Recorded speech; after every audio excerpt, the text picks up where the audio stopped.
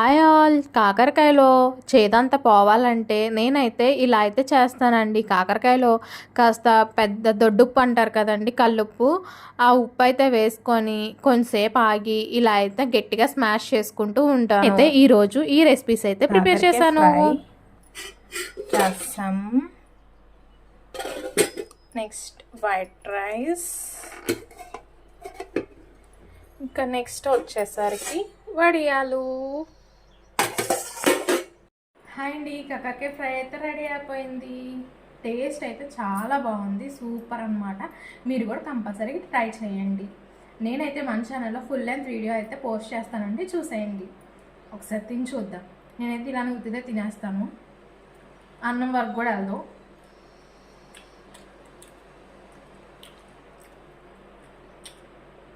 Super. తినని వాళ్ళు కూడా తినేస్తారండి ఇలా చేసుకుంటే.